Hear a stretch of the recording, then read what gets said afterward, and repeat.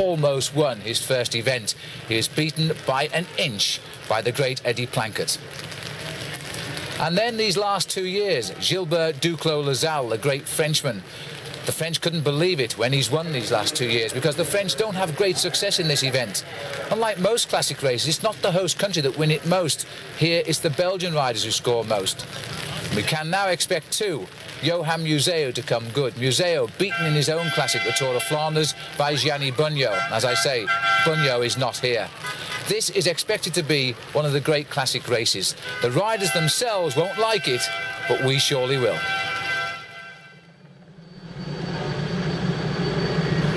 Well, almost by tradition, the Rabbit had escaped the pack after only 4 kilometres of the 270, and it was the Czech Republic rider Lubos Lom from the Navigare team. But the field were quick to unite themselves, and it wasn't the main field that were hunting him down with some 136 kilometres covered. It was in fact a very select group of some 60 riders. At one stage, the leader had 17 minutes over the field, and chasing in between was the German rider Stefan Weissmann, another third-year professional. Weissmann was picked up on the zone 17 of the cobblestones, and then the field were looking to hunt down Lubos Lom of the Czech Republic. Approaching zone 16, the lead was down to little more than a minute, and Lubos Lom, quite frankly, had had enough of the bad weather. He'd started in the rain, it had then turned to snow, and although the sun was shining now, the temperature was bitterly cold. The field was regrouping behind, but there were many riders missing, although all of the favourites had read the move correctly. 191 riders had taken the start, and already the field was virtually cut in half. What they said was correct. This really was being the hardest Paris-Roubaix for many, many years. It was being compared with the great victory by Jan Raas and the victory in 1985 by that of Marc Madiot of France. The Telecom team, with Weissmann back in the field, were still keen to chase, and then the lonely figure of Lubos Lom was sighted. Quite clearly, the distance and the cobblestones had told. He was soon to be picked up by a field which included in the leading group the American Greg LeMond. LeMond playing a major part at this point for his GAN team, trying to keep last year's winner, and indeed the year before's winner, Gilbert Duclos-Lassalle, right up amongst the front runners. Already some of the favourites for Paris-Roubaix had experienced the problems of this great race. Franco Ballerini, second last year, had punctured. So too had the French hope Charlie Motet, and another French sprinter, Frédéric Moncassin, and also Edwig van Hooijdonk. All had returned to this leading group. Now they could see the man they were hunting. The 29-year-old Czech rider, once in the lead by 17 minutes, was now just a matter of yards in front. He'd been out in front, in fact, for the best part of 80 miles, around 130 kilometres. His days of glory, though, in this, the 92nd running of Paris-Roubaix, were about to come to an end. He wouldn't see the finish in Roubaix, but who would?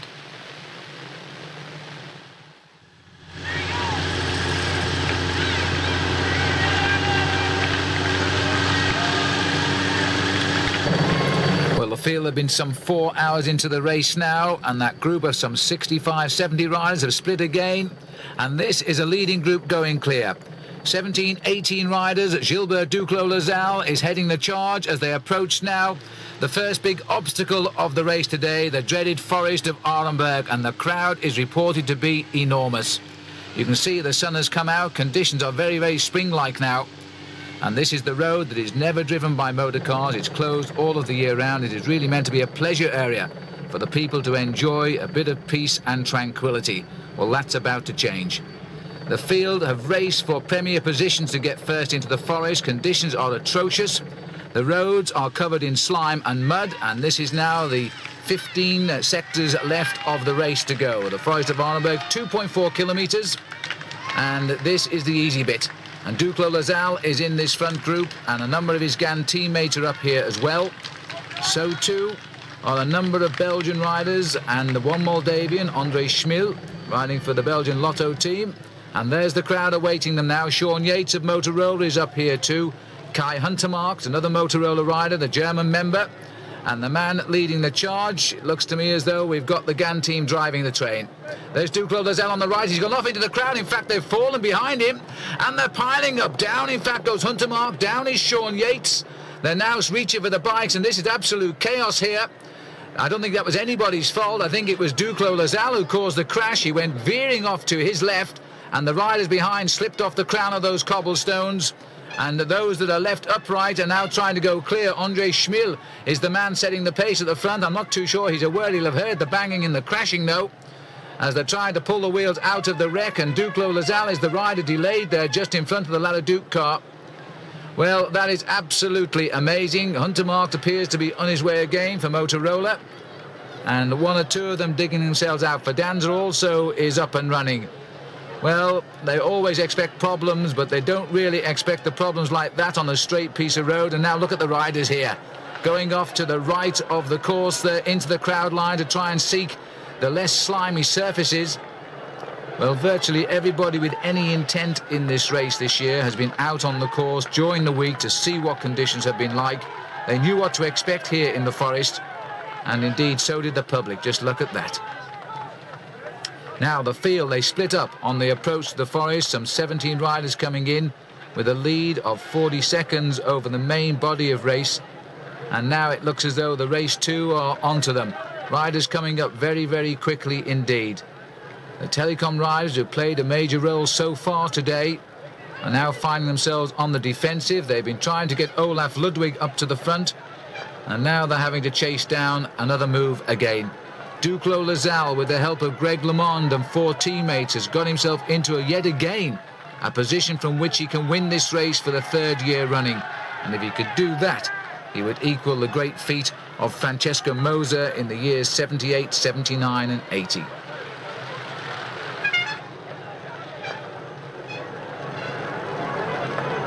Bit stunned, I think, by the chaos that has happened, because they didn't expect it to happen on such an innocent stretch of the cobblestones in the forest. There are far worse portions at the beginning and towards the end, but this happened right down in the centre. Everybody at least is up and running, but there's going to be a very fast chase when they come out of this forest to try and repair the damage. There's the leader going through, Andre Schmil. Nico Verhoeven in the blue Novamai jersey, and this is Adrie van der Poel. Well, I knew he wouldn't fall. This brilliant man has won more silver medals in cyclocross than anybody else at World Championship level. He'd love one of them to have been gold. Not such the case. Hunter Markt going through. Sean Yates is on the left of the picture too. He's riding well again. And just look at the chaos down the road here. Eric van der Arden trying to pick his way in the far left of our picture. He's been seen at or near the front all day today.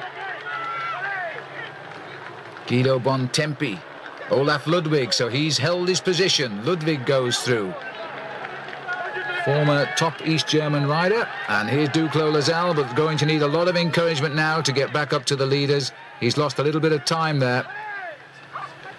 And a lot of word-perfect riders caught down the centre of the field. Well, just cast your eyes further down the column of riders there. You can see the mud that they're bouncing through. This is a Paris-Roubaix of the old days, that's for sure. Conditions under wheels are very similar to when Jan Roos rode away with the event back in 1982, and it was over exactly the same distance then, 270 kilometres. But Schmil coming through very, very nicely indeed. Not panicking at this stage. And the riders regrouping. Van der Poel is back on, so too Nico Verhoeven. Kai Hunter Markt is trying to get on.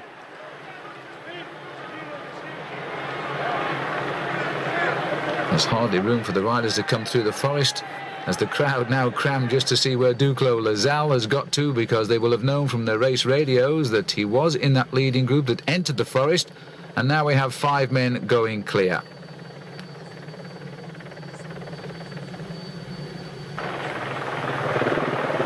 Olaf Ludwig leading the next group up. All 3 of them, and Guido Bontempi. What a great season this grand old man of Italian cycling is having this year. And here comes Duclos Lazal in the white jersey.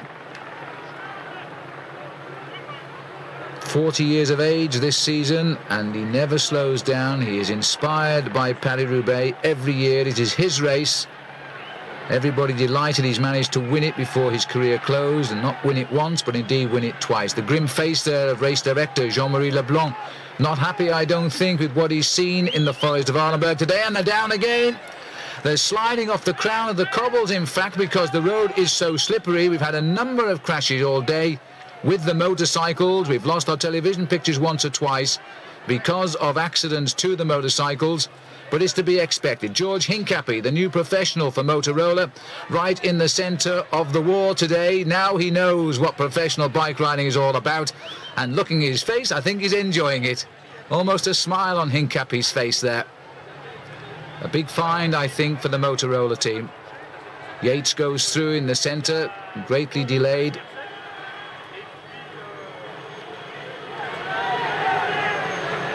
But it's good to see that the American Motorola team, I think they must be the most international team on the world circuit this year, with so many different nationalities on their team, but they're coming good. Still looking for the win that will be the icing on the cake, but they're challenging every day, and I wouldn't think that's too far away.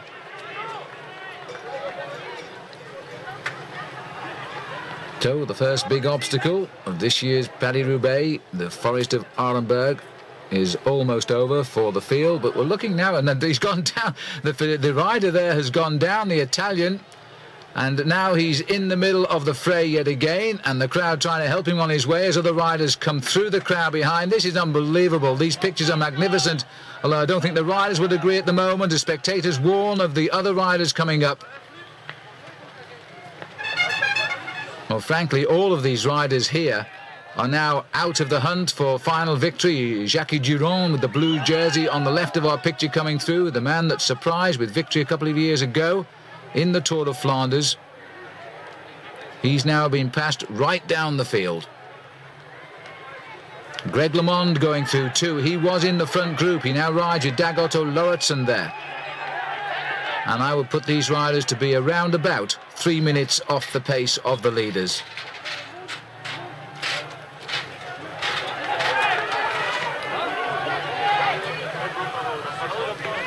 And the big problems, of course, is the team cars are now trapped on that narrow road. As we go back up to the leaders, there they are. Dietz, Musier, Verhoeven, Van der Poel and André Schmil. They're the riders at the head of the field. And the lucky ones to have come through the forest more or less unscathed. And it's a danger signal here too, because Kai Huntermarkt there is crawling through the rest of the line. Schmil is quite happy to set the pace. They're on good roads for a moment. And Museu knows his danger men, because that's Johan Museu, former champion of Belgium, following André Schmil through. And of all the men, I think he'd watch him, because Schmil is a reasonably good sprinter as well. Interesting to see that Telecom have placed their man in the breakaway. The wrong one, in my money. I mean, this is Dietz, and Dietz would prefer to see Olaf Ludwig come up and give him a hand, but Ludwig is in the chase group just behind at the moment. Group working well together, not putting too much pressure, just letting the others have to make the effort to catch them up or not, whatever the case may be. It's early days. Museo today riding a very special Bianchi frame designed for Paris-Roubaix, front and rear suspension, and if you catch a glimpse of the frame, you'll see it's not quite the regular diamond shape either. But one or two riders are disputing the worth of a rear suspension on these very bumpy roads, but everybody has agreed that the RockShox type telescopic front forks are an absolute bonus. And more than half the field now choosing to use the front suspension. Well, some riders say only the riders who have no interest in victory in this race don't use the front suspension on the forks now, as we go on to zone number 14. Heading out of Wallers, and this is 1.6 kilometres. There are 22 zones of pavé, making up just short of 60 kilometres, about 38 miles of the route today. And they count down from zone 22. So when you get to zone 1, you breathe a sigh of relief. That's if you're still in contact with the leaders. And the last couple of sectors today are reported to be absolutely atrocious and virtually unrideable. So the excitement is still to come. Van der Poel at the back. A couple of years ago in the World Cyclocross Championships in Corva, Italy, Van der Poel went past me without his bicycle and about 5 feet in the air. He tried to jump a ditch and in fact didn't make it, and he carried on without his bike through the air. Spectacular crash, but he didn't hurt himself, and that was important, I guess. Been one of the world's finest cyclocross riders, but never picked up the gold medal. Well, these are his conditions.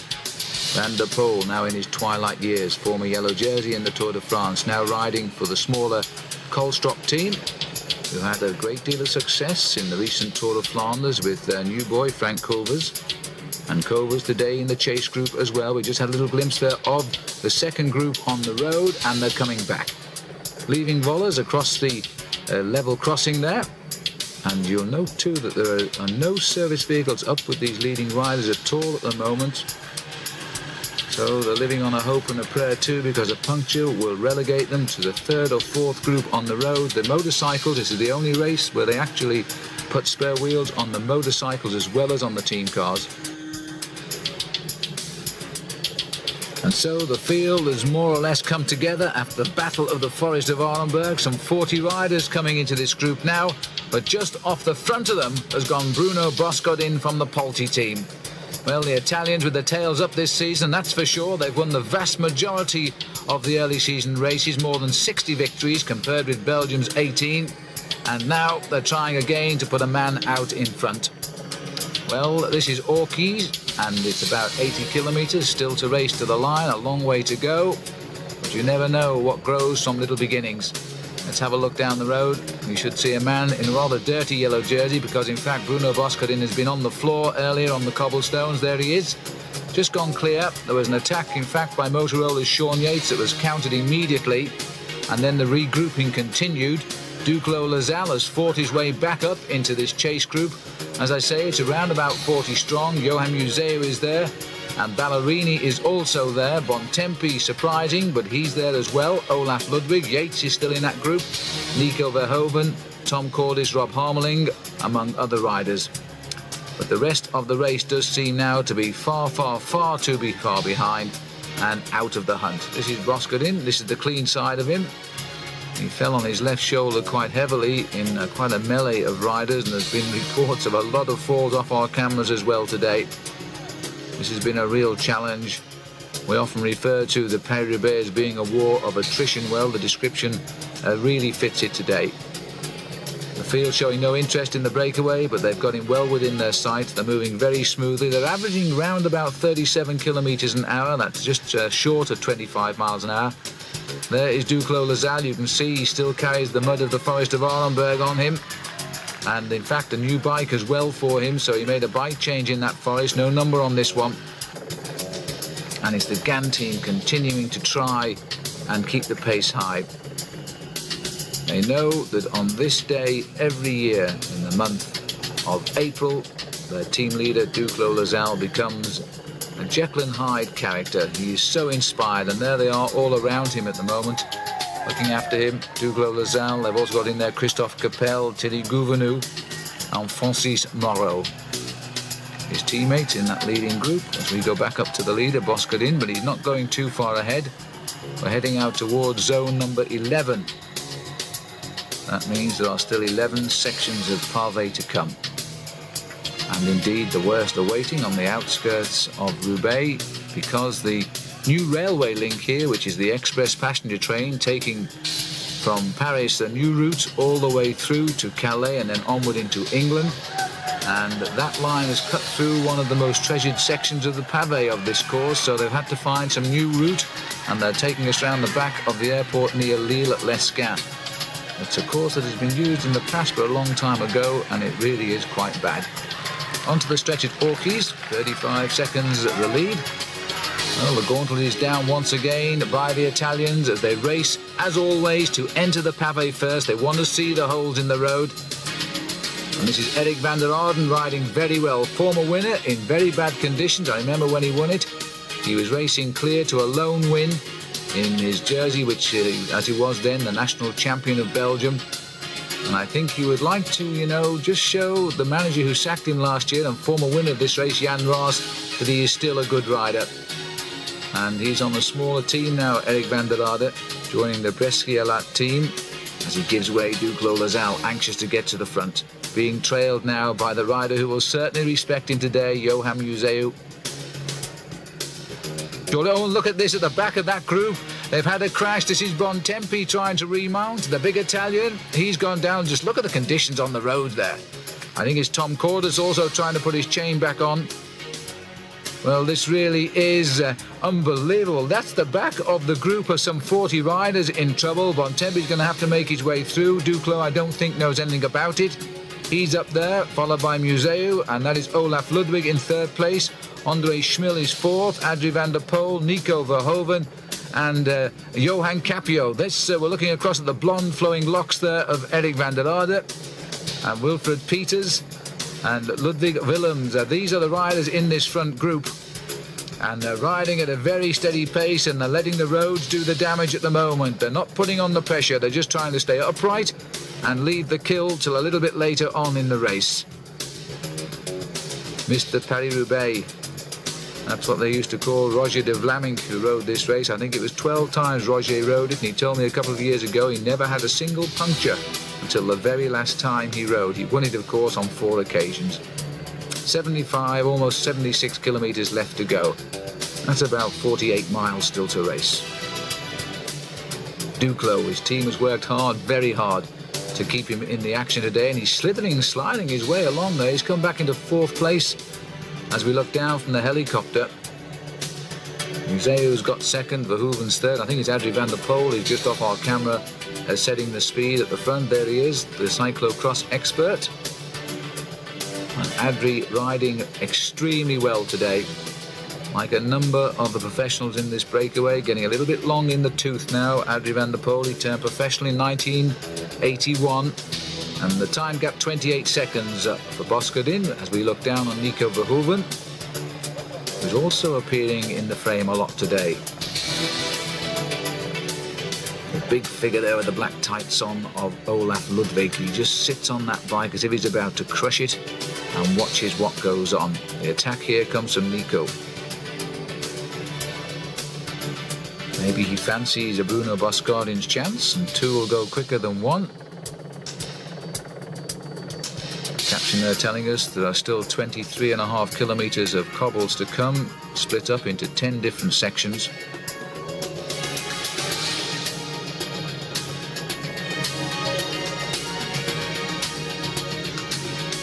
And again, you can see there on the front of the bicycle the forks of Nico Verhoeven, telescopic rock shocks.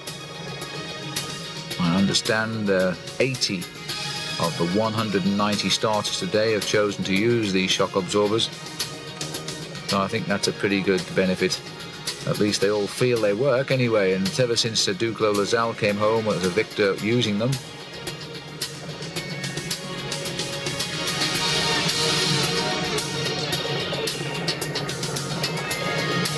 Ballerini back up at the front. He punctured earlier on today, but at a time when it didn't matter too much, and he's fought his way back up to the front echelon. Still smarting, I'm sure of that, after being defeated on the photograph finish with the Gilbert Duclos Lazal 1 year ago. And the 1st and 2nd place riders now right up here. In fact, the first 3 riders right up here in the frame yet again. Museu riding that special frame today to try and take a little bit of the pain out of these cobblestones.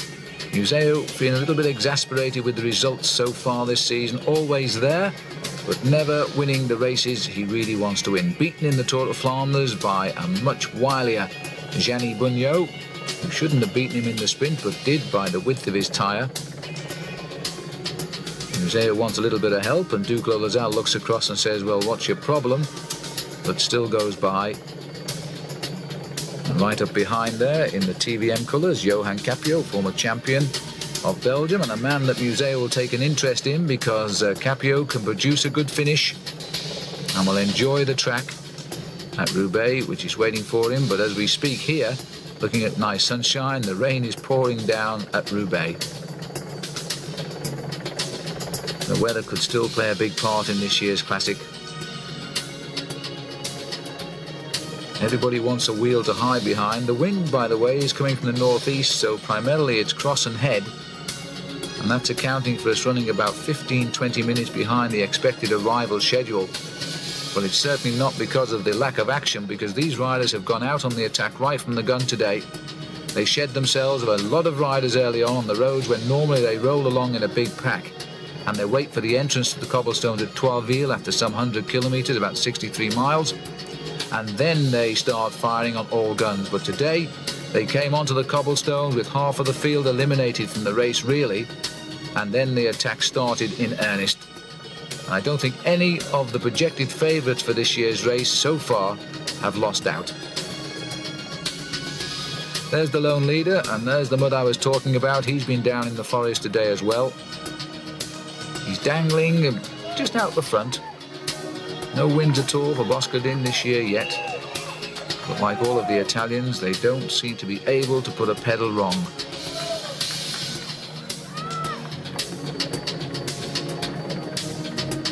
This will be Ludwig Willems who's taking up the pace. And the rider who's trying to keep pace with him there from the Lotto team is Mario De Klerk, the GBMG team, the team of Cipollini, who isn't here by the way, are having such a great season. The number one team, Benesto, centre team here, but really I don't think they were taking Paris-Roubaix too seriously. They didn't send very good riders. Their bikes were just normal machines ready for a day out in the saddle, but with no serious intent.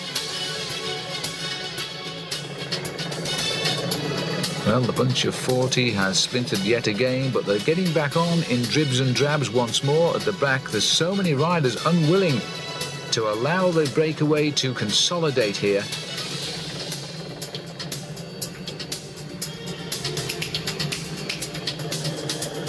.43 seconds, so Boscardin is still keeping the lead.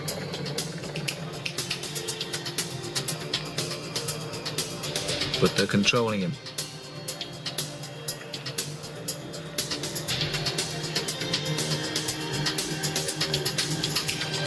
General direction of Paris-Roubaix from its start in Compiègne, which is about 50 miles to the north of Paris. It takes the rider more or less alongside the main A1 freeway, but it does twist and turn a bit, so it's not always headwind. They'll pick up cross and tail as they cut through the narrow lanes.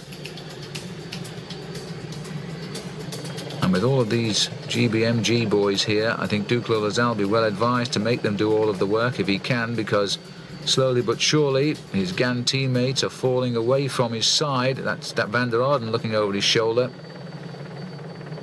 And Duclos always willing, though, to have a little work. And it looks as though the GB riders are saying to Eric Van der Arden, if you're going to stay up here with us, you better do some work. Van der Arden unwilling at all to take up the pace. So it looks as though it's going to be left to the Lotto riders. And I think this is Peter Faderzijn who is trying to go clear. Not so much to attack, but to cause a reaction, to get rid of Boscardin at the front. Museu unwilling to chase him, so that's a rider he doesn't particularly rate. He knows the men he's going to watch: Duclos Lassalle, Ballerini, Andre Schmiel, Johan Capio.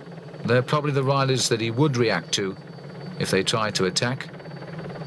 And there's the composition of the breakaway. Ludwig Willems is the other teammate here of Museu.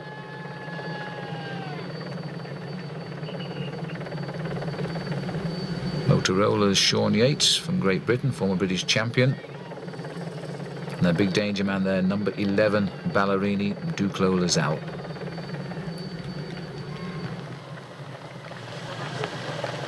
Oshie, 2.5 kilometres, 2 3/4 kilometres now, zone number 10. 10 still to go.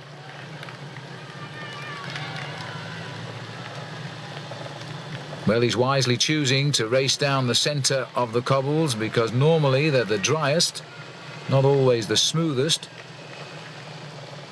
But if you get caught today in the right and left shoulders of these roads, you're going to lose your wheels very quickly in the mud. Not the sort of road he wants at this stage of the race. It's long and straight. The field will see him. And the trouble with Paris-Roubaix is, of course, with all of the helicopters flying, there are 3 over the race, plus the police helicopters, they will be able to pinpoint his exact location by where the helicopters hover, so they don't have to see him to know where he is. Duclos Lassalle, the grand old man of French cycling. It used to be Raymond Poulidor before him. And Museu just right, and there's another crash, and again at the back of the group we've gone back to moto number 2. Our cameras are also sliding all over the place, and this is the Castorama rider who's had a little bit of problem. So Thierry Marie, who's won more prologues than anybody else in stage races, not enjoying his day out on the cobbles today. But back in the saddle, and we go back to the front. Duclos, Gibus as his nickname is, Museu, Ludwig, Van der Poel, André Schmil, Nico Verhoeven and Johan Capio. Well, you do need luck in Paris-Roubaix, nobody disputes that, but we really have the most talented riders at the front of the race today as well. They've proved just why. They're great riders, they've come back, a lot of them from problems, crashes and punctures, including Duclos Lazal, and got themselves right back into a position from where they can still win this race, very much so. Boscodin is not going too far ahead of the field. And the cobblestones here, quite frankly, are the best on the course, because what awaits the riders over the last few kilometres of the race today are atrocious. And judging by the crowd, I suspect that's where they've all gone to. A lot of the people who know the route of Paris-Roubaix use their cars and shortcuts. And you can in fact see this race on 6 or 7 occasions before the finish on the velodrome at Roubaix. Then, as always, 1.5 circuits of the track, which is glistening in rain at the minute.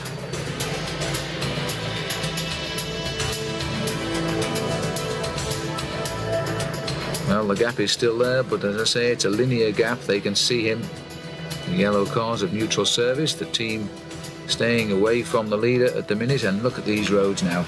Still about an hour and 45 minutes to survive out front, and I think that really is asking too much of the Italian.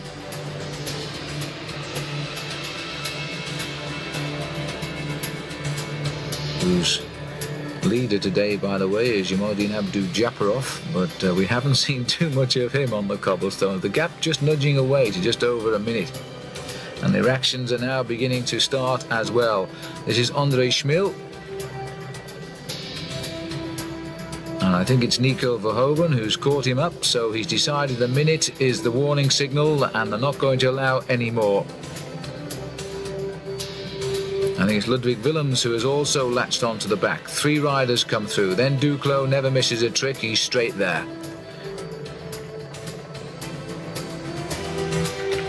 And here they are, and if anything, this group is swelling in size, so riders are coming across in the small groups and again rejoining the big chase. Duclos Lazal, anxious to get back to the front to continue the chase down. The latest time check we have now is 52 seconds for André Schmil.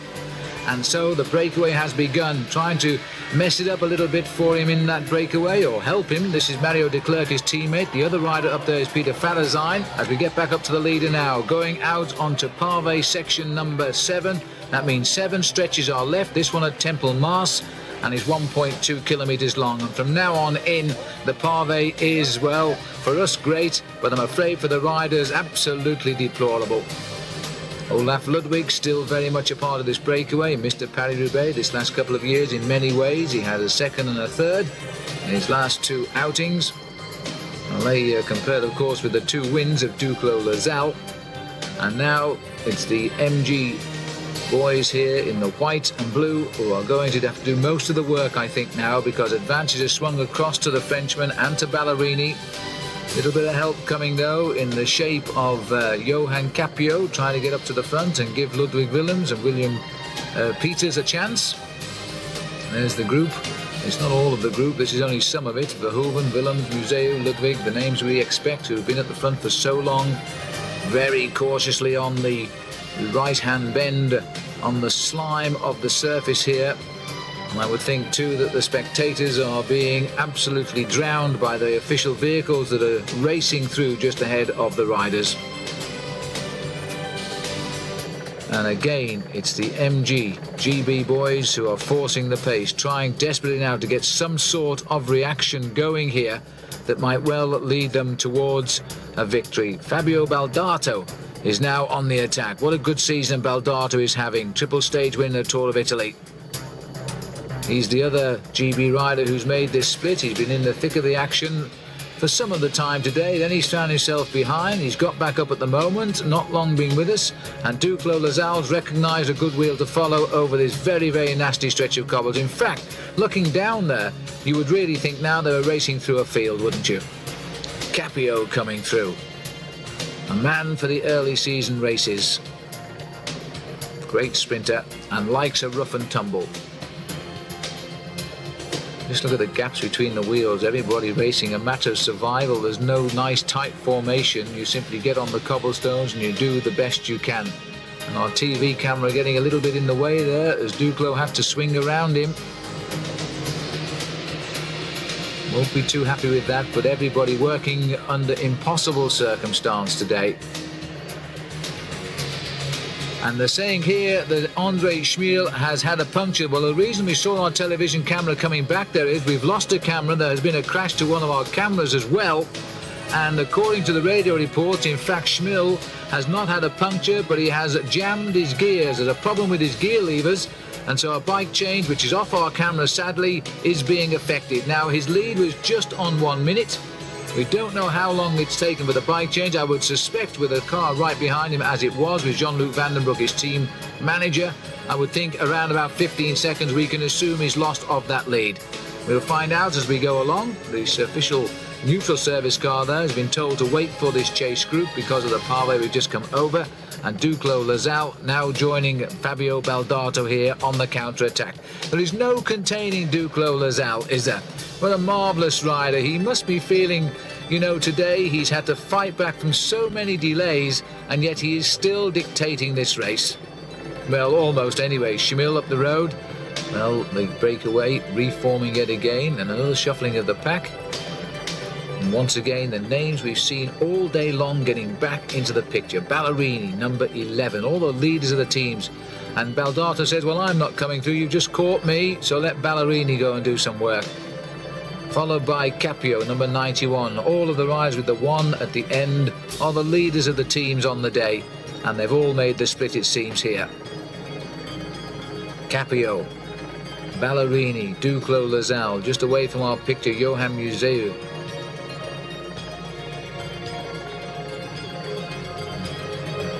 But they're moving very, very quickly. Now, are they doing enough to eat into that very fragile lead of Andre Schmiel? Onto the pavé again. Vonville, 3.7 kilometres, the longest stretch of the race. The only exception was in the first sector today at Presso, but that was only a couple of 100 metres longer. This will certainly feel a lot longer because the stones are so bad. Once again, over the A1 autoroute. Rather ironic that the new bridge they built had a nice smooth surface, then a return to the cobbles. There's the group which we've already identified. Baldato started the attack, joined by Duclos Lasalle, Ballerini, Museu and Capio are the ones who've made up. And our helicopter just a little bit too tight to see the sort of advantage. Oh, well, thank you. They built over the field and they're still coming across.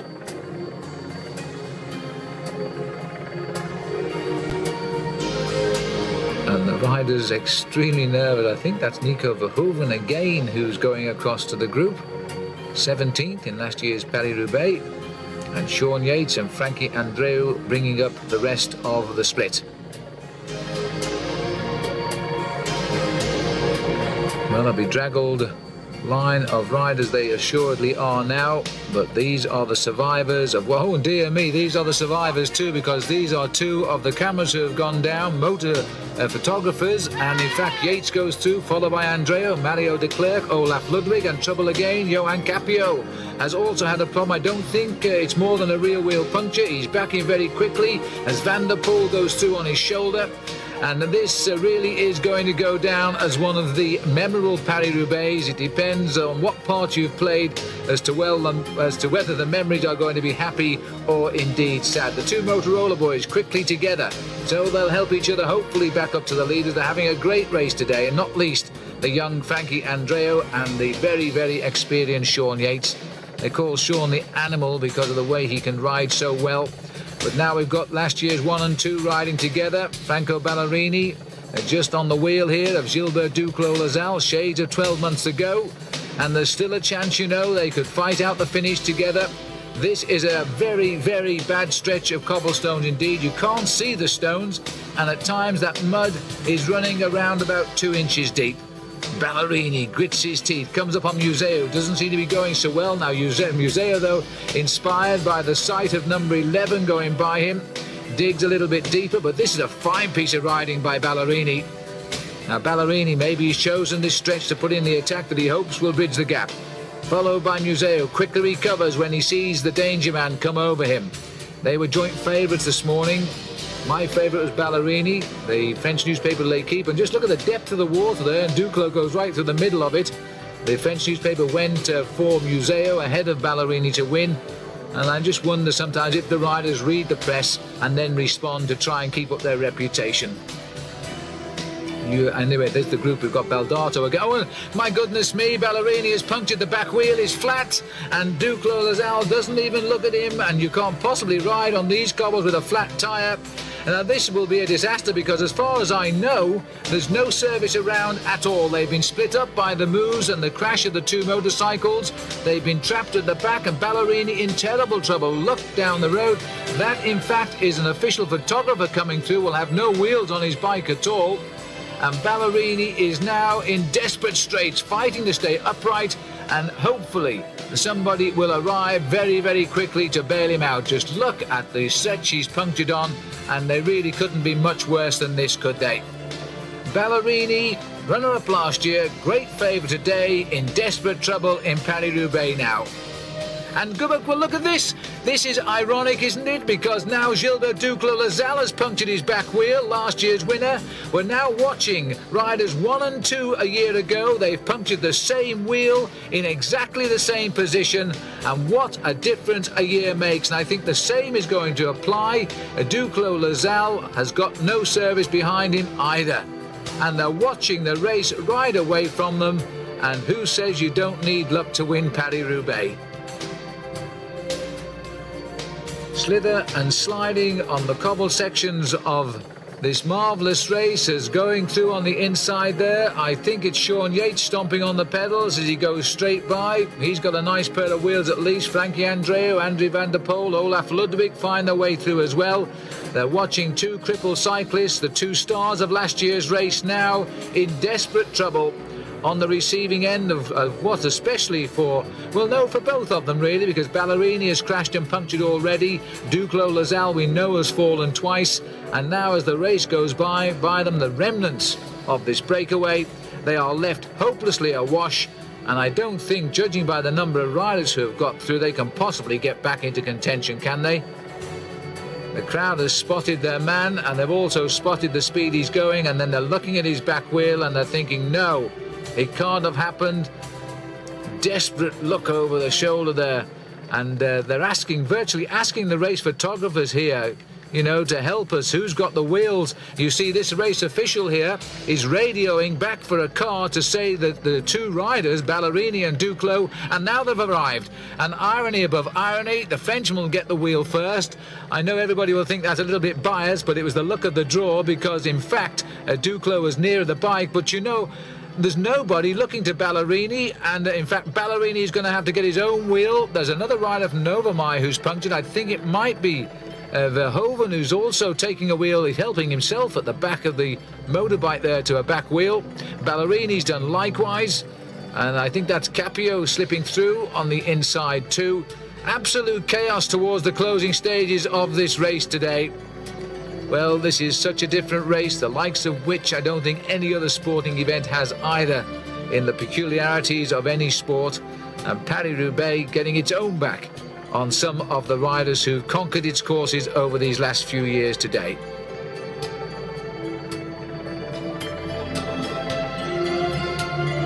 Ballerini will be the last to leave the situation there. I don't think there's much fear of anybody catching up from behind, because there's such big time gaps now to the rest of the race. Those indeed who are still continuing after the feed at Mérigny, when I would think the majority climbed out. And behind, and let's not forget all this action here, we've still got the one man out in front with 5 sections of cobblestones to come. As far as we know, Museu has missed all of the fun and games at the back, so too has Olaf Ludwig, and now look at this here. Well, there's no doubt about it, this is not a road, this is a field the riders are now working their way through. We're seeing the leg of the motorcycle pilot, of our television cameraman, who I think is rapidly trying to get us back into the race here. That's why we've gone up to our helicopter once more. We've lost all of our cameras at some stage today with falls, and I can't ever remember that happening before in Paris-Roubaix. The official photographers have spent as much time on the ground as they have photographing the riders, and the riders themselves too have been falling at regular intervals. Now we go back up to the front. No, we don't. We go back to what is really the hell of the north here now, as riders try to get themselves back into this race. Andre Schmiel, I still think his lead is around about a minute, but we'll wait confirmation. Jean-Luc Vandenbroek will have told him. He's the manager of the team, leaning out of the course, and Jean-Luc now trying to personify his own many performances in Paris-Roubaix with a victory here through his new rider on the Lotto team, Andre Schmiel. And this will go down as a classic performance indeed, if he can do it. He went to clear because he saw his chance. It presented itself when he saw Museu chase down Ballerini. Both of them, though, were winded at the time, and he went almost spontaneously. And now he's got to hammer home what would turn out to be a breakaway of some 40 miles. Maybe advantage is with him because of what has happened behind. He had the advantage of a team car right behind him when he had to change a bike, and that certainly wasn't the case for Duclos-Lassalle and Ballerini, who lost, I would think, the best part of a minute bouncing over the cobblestones with flat-back tyres. Who's getting more excited here? Because in fact Jean-Luc anxious to get alongside again and tell his rider more information inside the last 40 kilometres. But as you all know, these radios, the cars are radio linked to the chief commissaires, and if the commissaire notices Jean-Luc going up there too many times, he will stop him. But there is a chase down, and that looks like the lonely figure of Johan Museu, the sole survivor perhaps of the carnage we've just witnessed, and Museu now trying to get on terms with the rider out front. Now this would be a turn up for the buck. Museu coming up very, very quickly. He's round about 10 seconds. He checks over to see if anybody's coming to him, and I don't know what the answer is. We can't see. But Museu is taking the advantage now. If he reaches Schmiel, and they can work together as we look down the road, and there are two riders. I think Olaf Ludwig will be one of those chasers, possibly Willems, who's trying to come up there in second position. And we'll have to try and work out the other man who's chasing him as soon as we can. But I think it's Baldato again, who's trying to reach now up with the leading group. Well, what a turn up now. There's no tactics being played now. It's survival. They're taking their chance when it's presented to be rid of their rivals, and then they're making every effort to go through. And that, by the way, is not the way to take the corner through on the inside when a rider is lining himself up for a left-hand bend. But I think today everybody's racing to their own rules, including the official vehicles. And the rider here is Sean Yates, out on his own, but trying to rejoin the head of the field and organise something here. Former champion of Great Britain, probably the most unselfish bike rider on the world circuit. He just loves to help other people on his team win and gets a great deal of satisfaction out of that. But as everybody who knows Sean knows too, he is a man for Paris-Roubaix, and this is the day he's allowed his head to have a go. 5 sectors of pavé remaining, and that, I think, coming up on the back. We're looking down now at Ludwig Willems here, and there he is, one of the survivors. And the other rider up here, well, he's a new one. He must have worked his way through the field, because this in fact is Bontempi's teammate who's come up, Dario Bottaro. Now, Bottaro must have been part of the new wave that came up just before the crash that we saw, a delay, well, not the crash, but the punctures that delayed Ballerini and Gilbert Duclos-Lassalle. And now Bottaro has forced himself up towards the head of the race as well. Well, we're watching the final few kilometres of Paris-Roubaix unfold before our eyes, and thank heavens we've got a helicopter up, because there's no way now our cameras could possibly bring these pictures, because the riders are spread eagle across the cobblestones here, and we're not too far away now from Lille and the airport at Lescun. So, as all of the riders will know, Roubaix will shortly be on the horizon, but there's still some very nasty roads to be covered first. Andre Schmiel just about holding off, a determined effort here from Johan Museu. And at every opportunity, the car of Jean-Luc Vandenbroek goes up and tells him, because I think they will say, try not to let Museu catch up. because if it comes to a sprint in the Velodrome at Roubaix, well, everybody's money would go to the Belgian ace sprinter and the former champion of his country, Johan Museeuw. And so now, a man who is a little bit of a master of the time trial, he's not a bad rider at all against the clock, as all Russian cyclists weren't when they were international amateurs. And he wasn't among the best riders either, you know, in Russia, because there are so many thousand of them. He's only blossomed in the last 2 seasons, Andrei Schmil, ever since really he picked up the Russian Cycling Championship back in 1991, and that was his best season as a pro thus far, with 4 victories. It included Paris-Bourges and the Grand Prix Pinot-Cerami. I remember him in fact winning that one. But he's always threatened to do something special, and this year he's had a great start. 3rd in the Tour of Flanders, 4th in Ghent-Wevelgem, the stage win in the 3 days of La Panne. He's a tough man over tough roads, and you don't get them any harder than this. 8 seconds is the gap. Museeuw dangling. He can almost reach out and touch him, but he's got to finish it off quick. He needs to reach that man and reach him fast. If he's making too much of an effort, he could blow. He's no idea what's happened behind him now, because this race is so spread-eagled. There are few officials to tell anybody what's going on, and that's why the advantage has gone to Schmil. He's had Jean-Luc Van den Broek always with him ever since he made his move.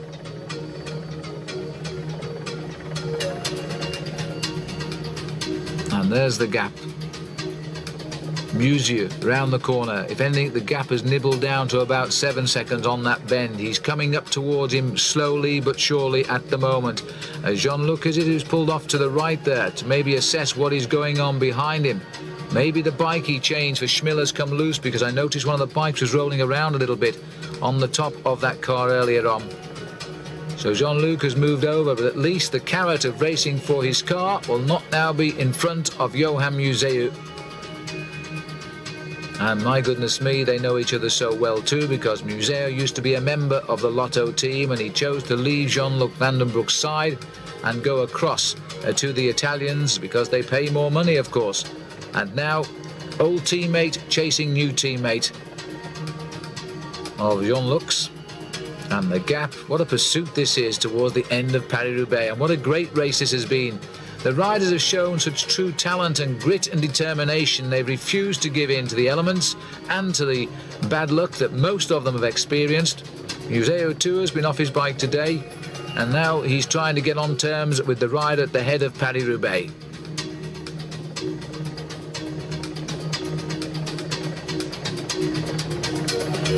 Farm tracks here of northern France, with 4 stretches of cobble still to come, and now just 6 miles over the cobbles to go. But for the moment, the bone-jarring cobblestones are over and onto a nice little piece of smooth road. And probably 20 years ago this too was cobbled, and that's the big worry of the organisation now, is that all of the cobblestones are slowly but surely disappearing. And once the cobblestones are gone, of course, there'll be no attraction in Paris-Roubaix. 34 kilometres to go, and it looks very shortly as we approach Templeuve that we may well have 2 riders in the lead. But looking from the helicopter here, to me, that gap is stretching again, with Jean-Luc's car out of the way and the lonely figure of Schmil up front. It looks, you know, as this is taking a little bit too long. No, they're saying 6 seconds, but looking down there, it looks to me as though it may have gone back out to 8 or 9. And I'm wondering, in fact, if Museeuw has tried to close it down that little bit too quickly. And if he has, he's gone into something of an anaerobic state here, and he's now beginning to suffer. Because normally, if you're on a chase down to reach the leader, you don't look over your shoulder to see who's coming up behind, because you're not interested. And Museeuw was checking there to see if anybody was coming up behind, because a wheel now would be very useful. And news from his managers now got up to him. He'll tell him what's going on behind, and I wish we knew right now, because frankly our cameras are spread-eagled across the course, and 1 or 2 have actually abandoned the race today. Schmil is riding like a man possessed. His rhythm is faultless. Before this season began, he'd won 5 races as a professional, and this will be the start now of his 6th year as a pro, beginning In 89, he didn't win any races. In 1990, he finished 106th in the Tour of Spain and 97th in the Giro d'Italia. And in 91, he started to come good with 4 wins. 92, he just won 1 small race. 93, well, again, we began to know all about him. A fine second-place start of the season in Tirreno Adriatico. But of course, he's getting on a little bit too, at 31 years of age. And Duclos Lazal, well, he can better that. He's almost 40, and he's back in the fray. There's a general regrouping here. The chase is getting organised. Duclos Lazal is back in the thick of it.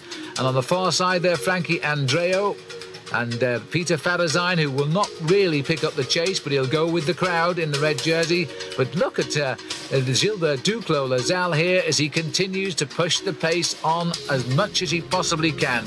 Mario Sciria now setting the pace. He's a new name that's come from the back.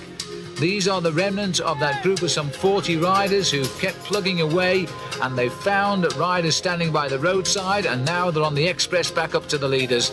Sciria willing to work here now, grits his teeth. Duclos never goes back more than 2 men down the line and fires again.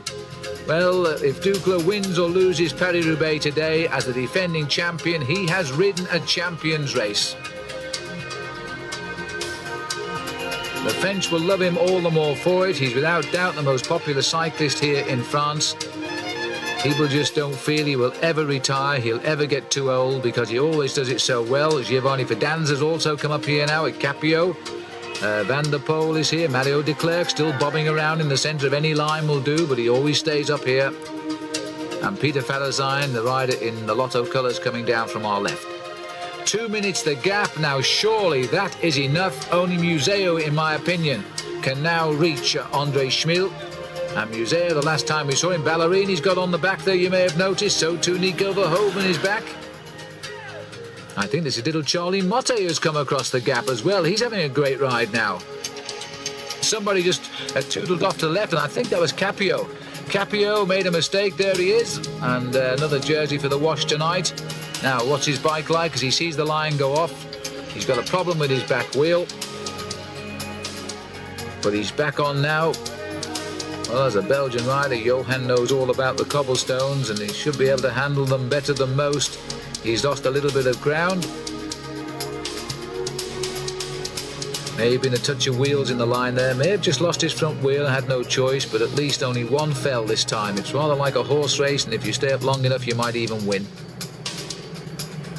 There's Schmil, his hat now gone to the wind, and there is the pursuit, and still Museo can't reach him. And this has been going on now for something like 15 minutes. The chase across open countryside, and the fact that Museo has not contacted the leader leads me to think he won't.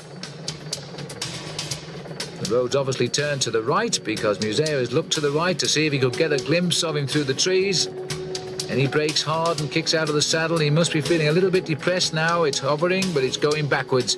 10 seconds the gap, and I think that will do. I think Schmil has lived his most dangerous moment here.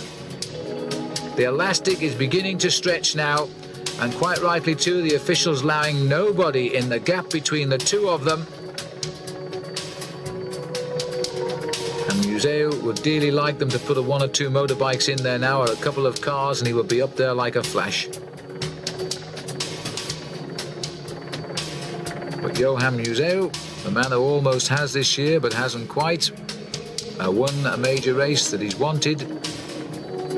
He's come close to leading the World Cup, and victory today would assure him of a lead. And one would say also that the way the points are now in the World Cup this year, with 50 points for the victory, that if Andre Schmil does run out the winner today, he will be promoted into the leader's white jersey for the World Cup competition, and that would be the first time at least a Moldavian has ever pulled on that jersey.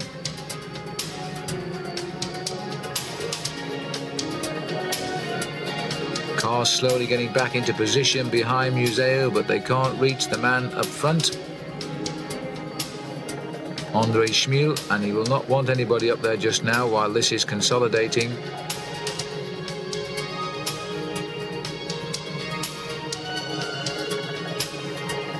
Just one win so far for Johan Museo, and that was in Kuurne, Brussels Kuurne, one of the second semi-classics of Belgium. but he's always been at or near the front in the decisions. Lost by an inch, of course, at the Tour of Flanders last week. And if you haven't already bought that tape, I can assure you it is a great race, and there's such optimistic feelings amongst professional cycling in Europe this year that all of the races seem to be so hard fought. And he's also had a third place in Gent-Wevelgem, which is the midweek classic, so his form is here, but I'm afraid he can't get hold of the man who's running away from him right now, Andre Schmiel. And the team know it now. They've been allowed back alongside him, and they're going to shout at him now and drag him along. And it wouldn't surprise me if the wind is coming slightly from the left at the moment, and they're using the car to hold it off their man. A little bit of a tactic, but they won't be allowed to stay there for more than about half a minute before the orders will come from the chief referee to fall back in line. But that was a great move there, because I'm quite sure that Jean-Luc Van den Broek originally would have said to Andre Schmiel that Museo was closing and to try and hold him off, because once Museo had latched onto the wheel, he would have stayed there, and he's cracked him. Looking down the road now, I presume Museo is just inside those poplar trees there, and there he is, but the gap is most certainly opening. And remember that the chase is reorganised behind, although we can't see it because of our loss of cameras at the minute. But Duclos Lasalle is in the chase group. I think 2 Yates has now got up there. 1 or 2 passengers from the GB team and from the Lotto team, but they're all along for the ride and very much still in the chase, should these two be caught.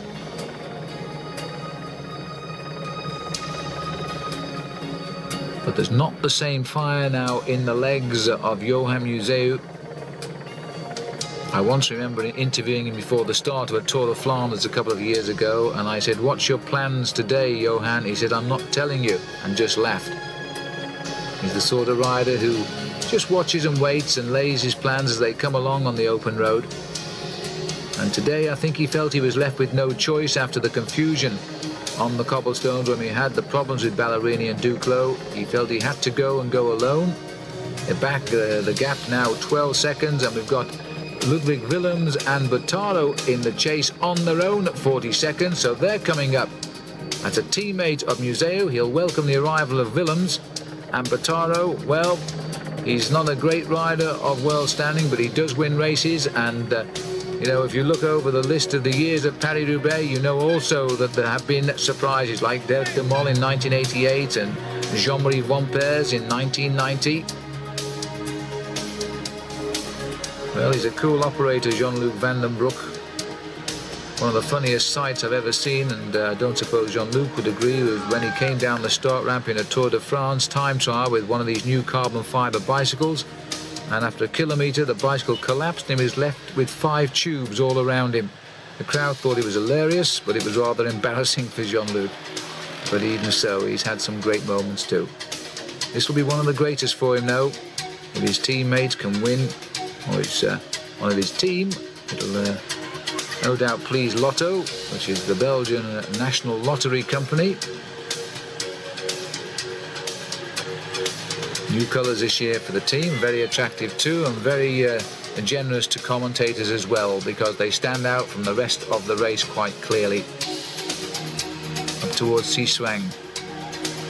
And a level crossing which has caused problems occasionally in the past, but at the moment the gates are up, and Andre Schmiel can keep on racing for Roubaix. I think, even despite the fact he's stretching his back, he's got the gap he wants, but you can't account for what might happen if that chase group gets up to Museo.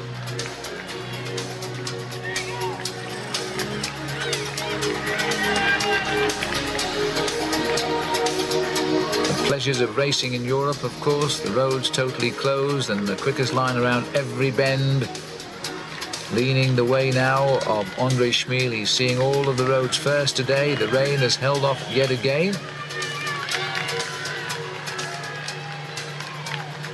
This is a classic escape, and the great names would be proud of him today, because to win Paris-Roubaix on your own in this manner, normally the final breakaway just slips away in the last 8 to 10 kilometres on the last couple of journeys over the cobblestones and hangs on into the finish.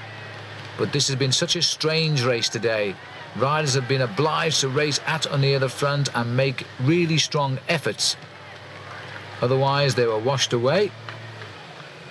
And in the end, 60 kilometres out, some 40 miles to go, Schmil has been obliged to attack because he saw the men he feared most make a mistake and waste their energy. And up and over the top of the middle of the roundabout. Well, there's a sign of confidence, not even bothering to flick left. It could have been worth a second, that, because I wonder if Museo will go the right way or whether he'll actually go the way the road went. Fine piece of riding and no hesitation whatsoever. Well, they've always bred them tough in the former Soviet Union, as we've seen from the great results from the Russian cyclists throughout the world. And now they represent their own country by right. They seem to be riding every bit as well as professional riders. Konishev, by the way, Dmitry Konishev, who has won a few stages of the Tour de France these past 2 years and came to the fore with a third place at Chambéry in the World Championship, the race that Greg LeMond won a couple of years ago.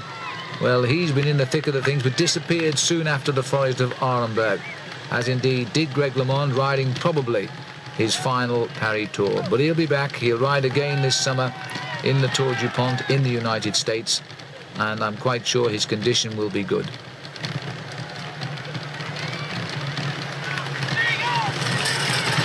There's a speck of rain coming off the back wheels of Andre Schmil here, but although the rain appears to be ahead of us, you can see the dark clouds. It's dry, mercifully so at the moment. Here is, well, having said that, look at this further up the cobblestones. It's very, very wet down there now. Johan Museo, that shot we've just got, he looked to be going very slowly indeed. And I think, in fact, Museo, you know, has blown. He desperately wanted to win Paris-Roubaix. It was one of the targets of his year's programme.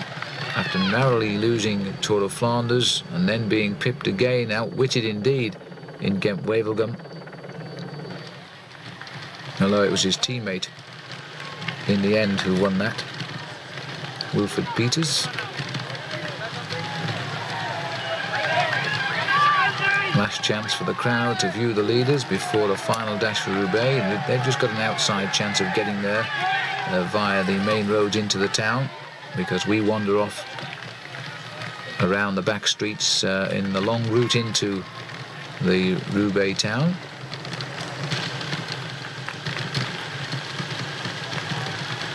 Well, I suppose the riders who have abandoned will again decry this race as not being for professional cyclists, while I would think that when you speak to Andre Schmil, should he win this, he'll say it's one of the finest events in the world.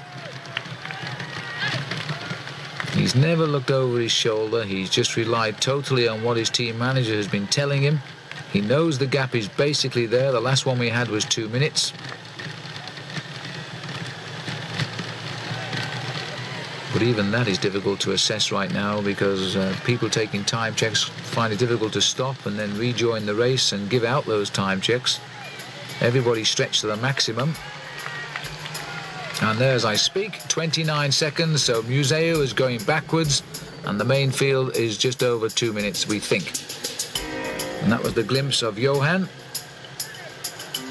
Well, if he has blown, he hasn't blown that much, has he? Because he's only lost a few seconds over that stretch of cobblestones. But just look at the way Schmil is going. He's never faltered in his rhythm. Very relaxed in the upper part of his body here.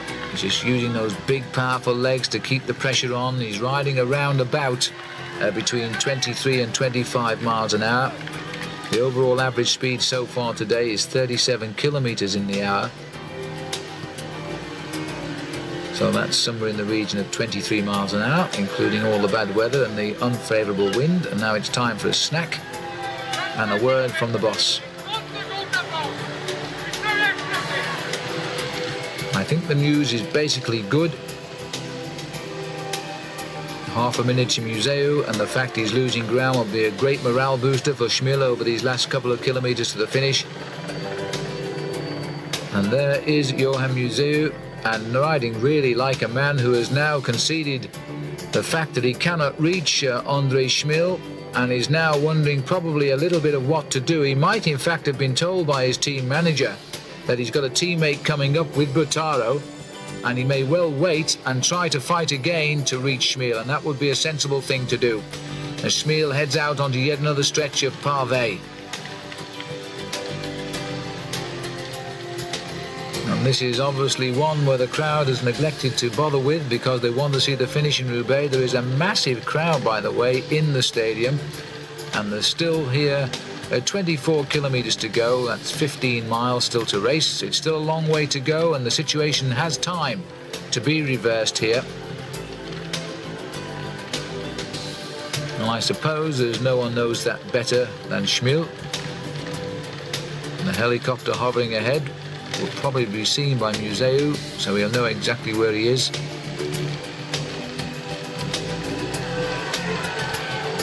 Very, very gently round the right-hand bend on those treacherous surfaces. Immediately out of the saddle and sits down quickly to hold the spin off that back wheel. 41 seconds now, and Johan Museu, here he is, and I think he's got a puncture.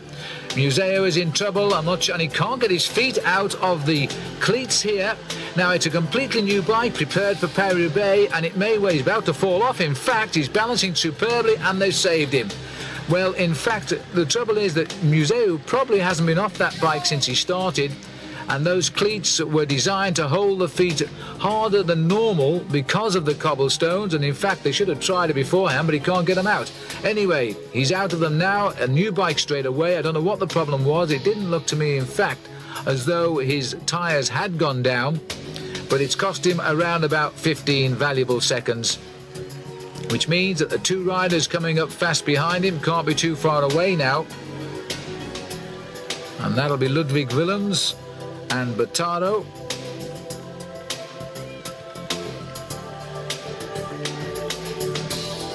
The Gevis rider, Dario Bertaro. We might get a glimpse of him actually, because in fact Museu has hardly raced clear here. He's still sliding a little bit round the back, and there they are.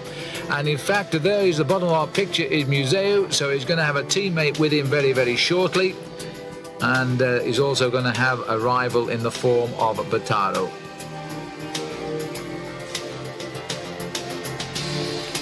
Oh, the way he's going now, he's waiting their arrival. He's not trying to hold them off anymore. A minute 17 to Museu, so the gap opened dramatically there with that problem. And a minute 23, but I think it'll be academic. We're going to have three chasers very, very shortly, and there they are. They're being led by Willems, who's seen his teammate in trouble.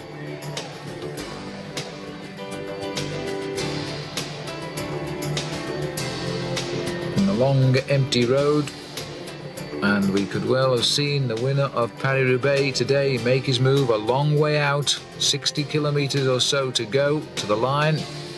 And again, Jean-Luc Van den Broek right alongside him, just trying to keep the morale high now for these last few kilometers.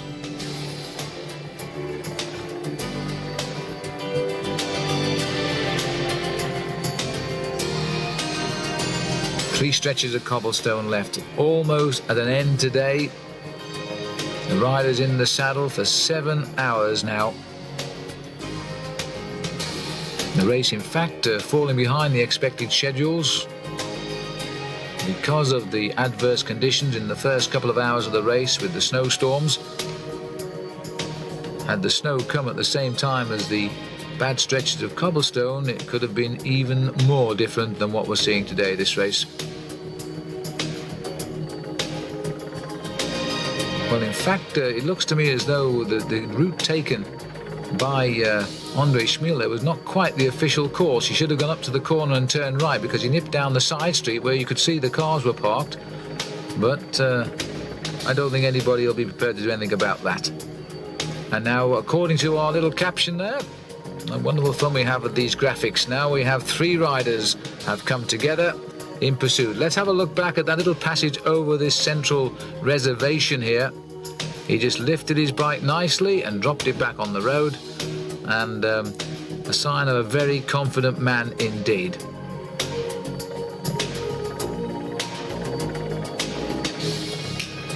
A classic escape.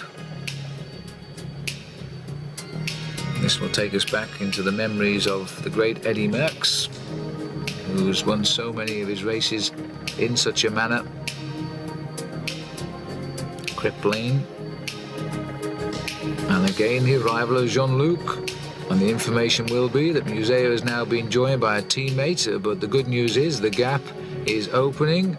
3 riders, and he's indicating possibly 2 minutes the gap, but I think that's probably wrong, unless he's referring to the group containing Duclos Lazelle. As the great Gibus is still in with the chance of getting a high finish in this race, I think surely that back wheel puncture has destroyed all possibility of a